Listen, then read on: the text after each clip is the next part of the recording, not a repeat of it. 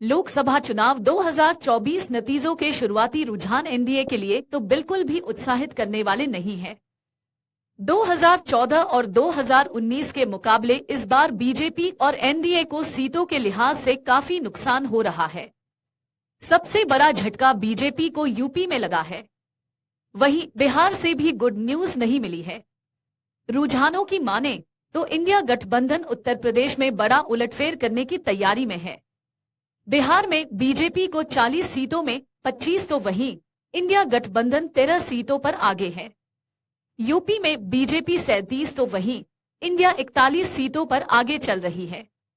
अगर 21 राउंड के बाद भी यही नंबर्स रहते हैं तो इसके लिए तेजस्वी यादव और अखिलेश यादव को श्रेय दिया जाएगा। 542 में 80 सीटें उत्तर प्रदेश की हैं। सीटों के लिहाज से और जनसंख्या के हिसाब से सबसे बड़ा प्रदेश है। कहते हैं दिल्ली का रास्ता यूपी से होकर निकलता है। 2019 आम चुनाव की तरह इस बार बीजेपी के पक्ष में आते नहीं दिख रही हैं।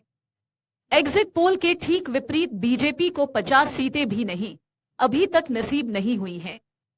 वहीं इंडिया 41 सीटों पर आगे निकल गई है। बीजेपी नतीजों से पहले 70 सीटें आने का दावा कर रही थी। बीजेपी को अयोध्या में राम मंदिर और डबल इंजन सरकार के विकास का फायदा मिलता नहीं दिख रहा है।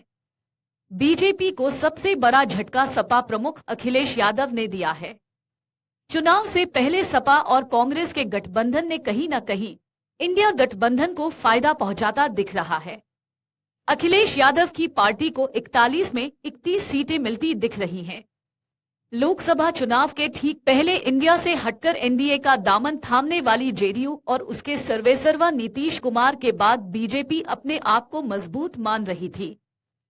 हालांकि रुझानों में यह होता दिख नहीं रहा है।